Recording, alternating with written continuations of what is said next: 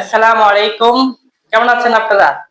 SSC 26 তোমাদের পরীক্ষা শেষ। এখন তোমরা মুক্ত স্বাধীন।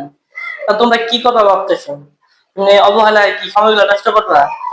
আফটার এসএসসি তোমার প্ল্যান কি?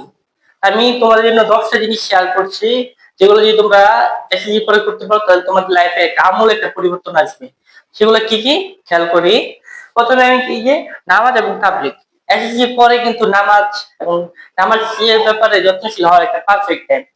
এই এসএসসির পরে তুমি যদি 5 ওয়াক্ত নামাজের প্রতি মনোযোগ দাও তাহলে এই অভ্যাসটা তোমার সারা জীবন থাকবে।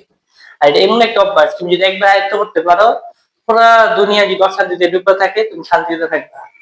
নামাজ তোমাকে একটা স্পিরিচুয়ালি ফ্রেশনেস দিবে, সেটা তুমি কোন জায়গায় পেতে না। বর্তমান বিশ্ব হতাশায় নিমজ্জিত, কিন্তু তুমি যদি 5 ওয়াক্ত নামাজ প্র্যাকটিস রাখো, তোমার হতাশায় তোমার কোনো সাইড দিয়ে যেতে পারতো না। তাহলে নামাজের ব্যাপারে যত্নশীল হও। যদি পারো 3 দিন 4 দিনের একটা তাবলিগে যাও। এতে কি হবে, তোমার গ্রুপিং ওয়ার্ক কাজ করার দক্ষতা বাড়বো, নামাজের ব্যাপারে যত্নশীল হইবা এবং আরো অনেক গুণাবলী বিকশিত হইব। আচ্ছা, পরে স্টেপ করবা। এই এই সময়গুলো অবহেলায় নষ্ট করা যেত না। এই সময়গুলো কিছু বই, আউট বই, পড়াশোনার বই না, পড়াশোনা একদম বাদ। এই 2 মাস একদম পড়াশোনা করতে হবে না। কিন্তু আমরা কি করব, কিছু বই পড়তে পারি রাত্রেবেলা। মোবাইল না টিপা, গেম না খেলে, অতিরিক্ত গেম না খেললা, একটু খেললা কি করতে পারি, বিভিন্ন বই পড়তে পারি।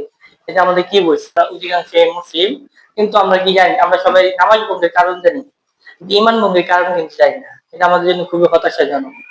আমরা এত জীবন হয়ে গেল, 20 বছর, 15 বছর, 18 বছর হয়ে গেল, আমরা কি করবো না, আমরা ইমান কিভাবে ভাঙবে, কি কারণ ভাঙবে আমরা এগুলো জানি না।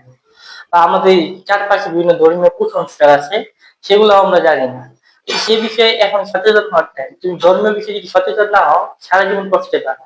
ভালো করতে দেখো, কলেজ পড়তে গেলে দেখো খারাপ হয়ে গেছে, খারাপ করতে গেলে উল্টাটা হয়ে গেছে। কি করবা, ইমান বিষয়ে কিছু বই পড়বা। যারা বই পড়তে চাও আমি তাদের জন্য 2 একটা বই পরামর্শ দিই।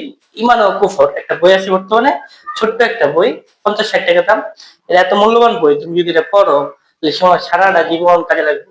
ইমান এমন একটা জিনিস যে তুমি এটা একবার, এটা ব্যাপারে যত্নশীল হও, তুমি ইনশাল্লাহ জান্নাতে যাইবাই যাইবা। নয়তো যে জামানা আসছে, কোন সময় তোমার ইমান যাবে তুমি জানতে পারবে না। কবরে গিয়ে দেখলে কি তুমি কাফের মৃত্যুবরণ করবে। তো এই ব্যাপারে যত্নশীল হও। 40